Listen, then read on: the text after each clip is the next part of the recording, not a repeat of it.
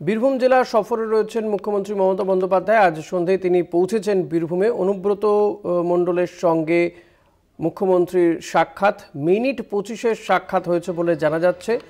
অনুব্রত মণ্ডলের সঙ্গে কথা বলেন।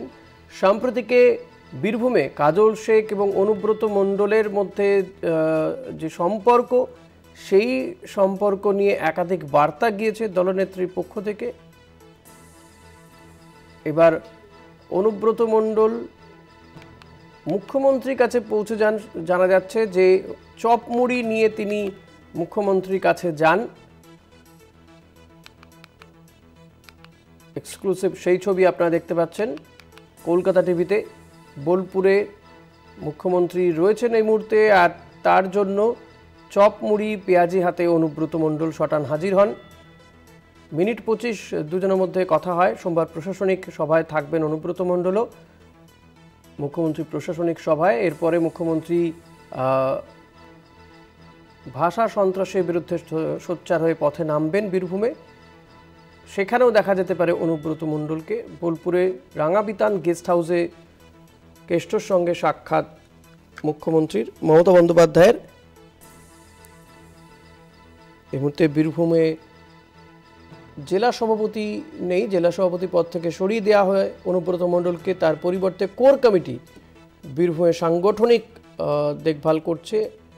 আর এক্ষেত্রে মাঝে মধ্যেই দেখা যায় যে অনুব্রত মণ্ডল এবং কাজল শেখের যে সম্পর্ক, অম্লমধুর সম্পর্ক, এবং অনুগামীদের মধ্যে হাতাহাতি মারামারি লেগেই রয়েছে, গোষ্ঠী সংঘর্ষে ঘটনা ঘটে। মনাবীর বংশী রয়েছেন আমার সঙ্গে। মনা, অনুব্রত মণ্ডল একেবারে শটান মুখ্যমন্ত্রীর কাছে হাজির চপমুড়ি নিয়ে, কেমন ছিল সেই পরিবেশ একটু জানাও আমাদের।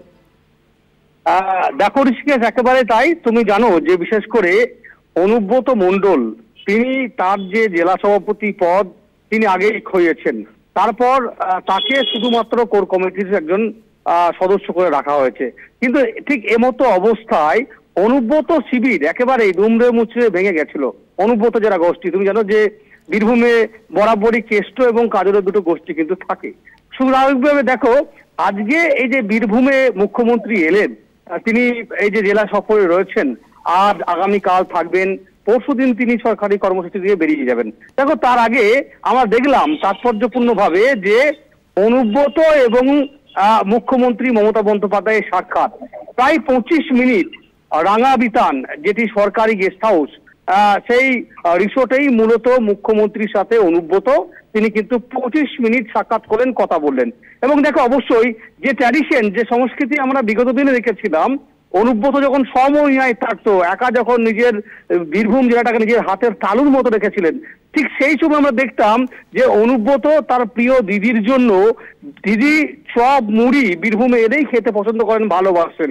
এবং সেই চপ মুড়ি, সেই পুরনো ট্র্যাডিশন আবার নতুন করে ফিরে এলো। আমরা দেখলাম কি একেবারেই আমাদের কলকাতা টিভির হাতেই কিন্তু একমাত্র এক্সক্লুসিভ সেই ছবি, মুখ্যমন্ত্রী মমতা বন্দ্যোপাধ্যায়ের জন্য তার প্রিয় ভাই অনুব্রত মণ্ডল চপ মুড়ি এবং পেঁয়াজি নিয়ে গেছেন।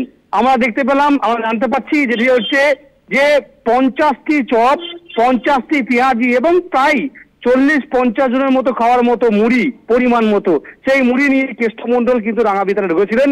দিদির হাতে সেটা তুলে দিয়েছেন, দিদি সেটা কিন্তু খাবেন, এমনটাই কিন্তু আমরা জানতে পারছি। এবং অবশ্যই নিঃসন্দেহে এই মুহূর্তে দাঁড়িয়ে যেটা আরো তথ্য উঠে আসছে, আমরা সূত্র মারফত জানতে পারছি, আগামীকাল যে দুটি কর্মসূচি মুখ্যমন্ত্রী রয়েছে, একটি হচ্ছে গীতাঞ্জলিতে রিভিউ মিটিং, অর্থাৎ জেলা প্রশাসনের বীরভূম জেলায় ঠিক কি কি কাজ হয়েছিল, কি কাজ আরো বাকি রয়েছে, কোন কাজের দরকার হয়েছে, এসপি, ডিএম, বিডিও, এসডিও, আইসি, ওসি, এসডিপিও তাদের সঙ্গে জেলা প্রশাসনের আধিকারিকরা বৈঠক করবেন।